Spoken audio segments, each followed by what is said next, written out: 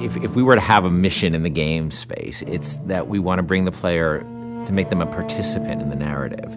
By bringing this character, Elizabeth, into the game, by having her with you pretty much for almost the entire game, we knew that if we didn't get her right, the game wouldn't be right.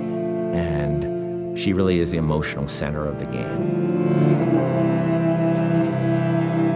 This character, Elizabeth, she comes from a pretty dark place.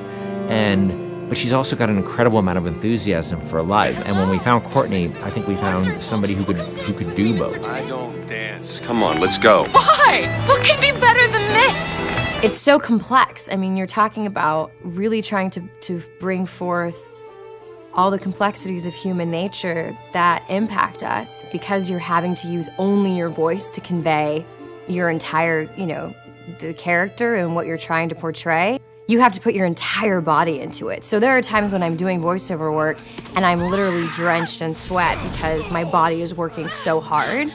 Hey! Knock it off! Stop it! Will you stop it? I'm not here to hurt you. Who are you? My name is DeWitt. I'm a friend. I come to get you out of here. Get away!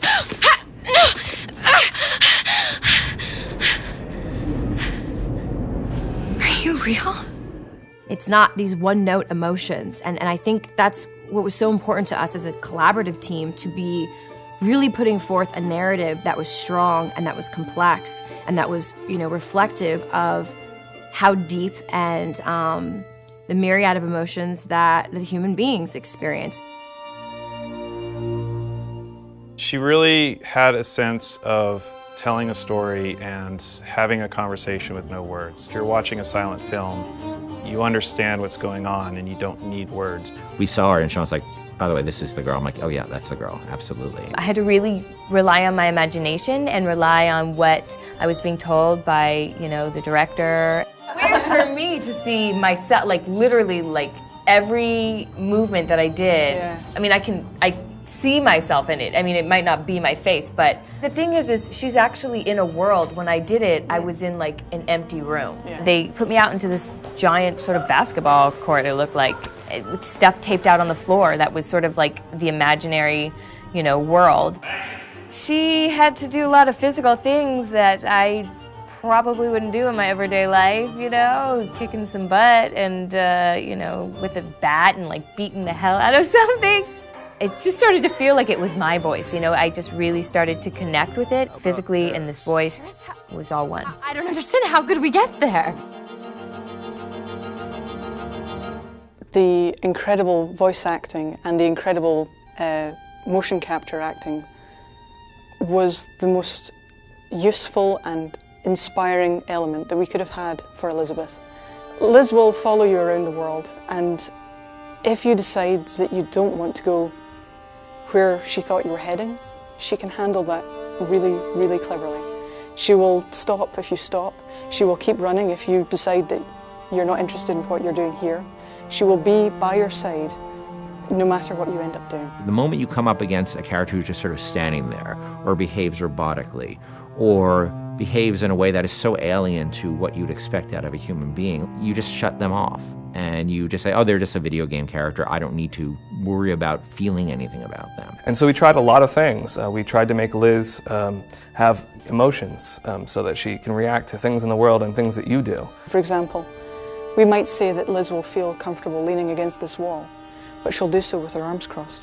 And she'll do so with her back slightly turned towards you. And that difference of just a few degrees is enough to make the player feel that they're really in the doghouse.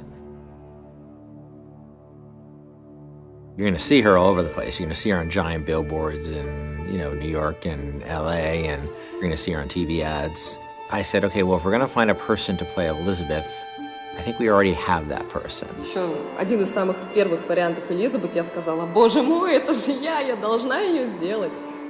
В один прекрасный день мне пришло сообщение на Facebook от Кена Левина о том, что у них есть ко мне предложение, от которого я не смогу отказаться, просьба связаться по электронной почте. И, соответственно, вокруг меня все суетились, чего-то хотели, потом сказали, так, все, начинаем работать, посадили меня на стул, сказали просто сиди, смотри прямо в одну точку.